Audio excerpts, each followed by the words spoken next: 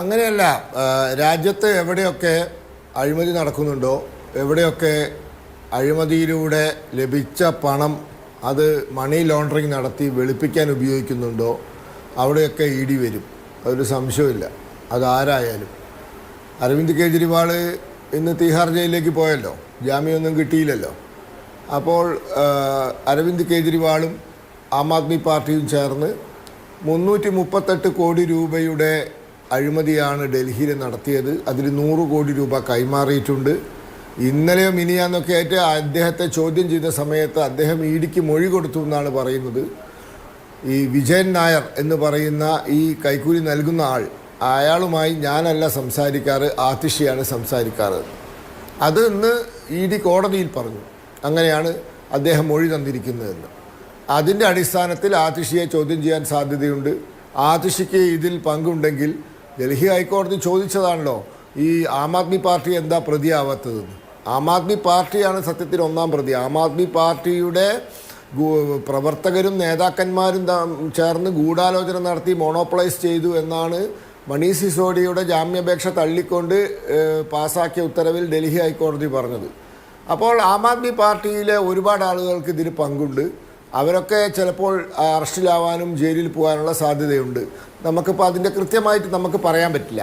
പിന്നെ കേരളത്തെ സംബന്ധിച്ചിടത്തോളം പറയുകയാണെങ്കിൽ കേരളത്തിലും വലിയ സമാനമായ തട്ടിപ്പ് നടന്നിട്ടുണ്ട്. കരുവന്നൂരിൽ അഴിമതി നടന്നിട്ടില്ല അല്ലെങ്കിൽ തട്ടിപ്പ് നടന്നിട്ടില്ല എന്ന് ഈ കേരളത്തിൽ സാമാന്യ ബുദ്ധിയും വിവരമുള്ള ആരും പറയില്ല. വലിയ തോതിലുള്ള തട്ടിപ്പും അഴിമതിയും കരുവന്നൂർ നടന്നിട്ടുണ്ട്. 1,600 കോടി രൂപയുടെ നിക്ഷേപമാണ്.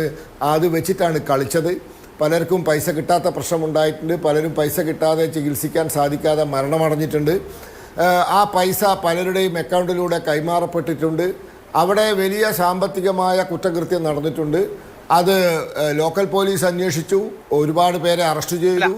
അതിനുശേഷം ഇ ഡി വന്നു, ചിലരെ അറസ്റ്റ് ചെയ്തു, ചിലരെ അക്കൗണ്ട് എൻട്രി ചെയ്യുന്നത് ഇപ്പോഴല്ല, എത്ര നാളായി എന്നുള്ളത് നമുക്കറിയാം. ഈ പല ആളുകളും ചോദ്യം ചെയ്യലിന് വിധേയരായിട്ടുള്ള ആളുകളുമാണ്. അടുത്ത ദിവസം ചോദ്യം ചെയ്യപ്പെടാൻ പോകുന്ന, വീണ്ടും ചോദ്യം ചെയ്യപ്പെടാൻ പോകുന്ന CPM-ന്റെ തൃശ്ശൂർ ജില്ലാ സെക്രട്ടറി അടക്കം മുമ്പ് ചോദ്യം ചെയ്യലിന് വിധേയമായിട്ടുള്ള ആളുകളാണ്. അക്കാര്യത്തിലൊക്കെ എല്ലാ പരിശോധനയും ഏജൻസികൾക്ക് നടത്താം, അതൊന്നും തെറ്റാണെന്ന് ആരും പറയില്ല. പക്ഷേ ഒരു ഇലക്ഷൻ പ്രഖ്യാപിച്ചതിന് ശേഷം ഇലക്ഷന്റെ പ്രവർത്തനം നടക്കുമ്പോൾ നിങ്ങൾക്ക് ഏറ്റവും അധികം ജയസാധ്യത നിങ്ങൾ കൽപ്പിക്കുന്ന ഒരു മണ്ഡലത്തിലെ പ്രധാനപ്പെട്ട നേതാക്കളെ അറസ്റ്റിലാക്കുക തുടങ്ങിയ കാര്യങ്ങളിലേക്ക് നീങ്ങുന്നു എന്നുള്ളതാണ് അഭ്യൂഹങ്ങളോ അതല്ലെങ്കിൽ ഉപശാല വർത്തമാനങ്ങളോ ഒക്കെ. AC മൊയ്തീൻ അറസ്റ്റിലാകാൻ പോകുന്നു തുടങ്ങിയ വർത്തമാനങ്ങളൊക്കെയാണ് തൃശ്ശൂർ മറ്റുമൊക്കെ ഉള്ളത്. അപ്പോൾ ആ തരത്തിൽ ഇലക്ഷന്റെ സമയത്ത് ഒരു ഫ്രീ ആൻഡ് ഫെയർ ഇലക്ഷൻ നടക്കുമെന്ന് എല്ലാവരും പ്രതീക്ഷിക്കുന്ന സമയത്ത് ഇങ്ങനെ ഒരു ആക്ഷൻ ഉണ്ടാവുന്നതാണ് പ്രശ്നം. 2 മാസം കഴിഞ്ഞാലും എൻഫോഴ്സ്മെന്റ് ഡയറക്ടറേറ്റിന്റെ പരിശോധന നടത്താനും ചോദ്യം ചെയ്യാനോ ഒന്നും തടസ്സമൊന്നുമില്ലല്ലോ. അല്ല, ഇത് വൈറ്റ് കോളർ ഒഫൻസ് അല്ല. ഇപ്പോൾ സുപ്രീം കോടതിയിൽ ഇന്ന് സോളിസിറ്റർ ജനറൽ പറഞ്ഞു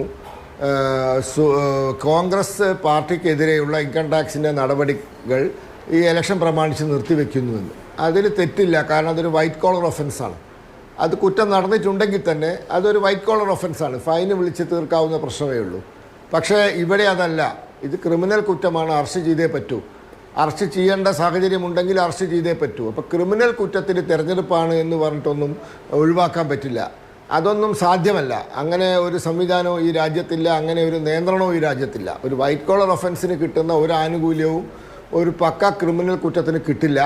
അതുകൊണ്ട് അന്വേഷണം ഉണ്ടാകും, യാതൊരു സംശയവുമില്ല. ഇതുമായി ബന്ധപ്പെട്ട് മണി ലോണ്ടറിങ് നടത്തിയ ആൾക്കാർ, ഇതുപോലെ തന്നെ വിദേശത്തു നിന്നും പണം അനധികൃതമായി ഇന്ത്യയിൽ എത്തിച്ച ആൾക്കാർ, ഇവർക്കൊക്കെ എതിരെ നടപടി ഉണ്ടാവും. അത് തെരഞ്ഞെടുപ്പ് ദിവസവും വേണമെങ്കിൽ ഉണ്ടാവും. അതിൽ യാതൊരു വിട്ടുവീഴ്ചയും ആരും പ്രതീക്ഷിക്കേണ്ട.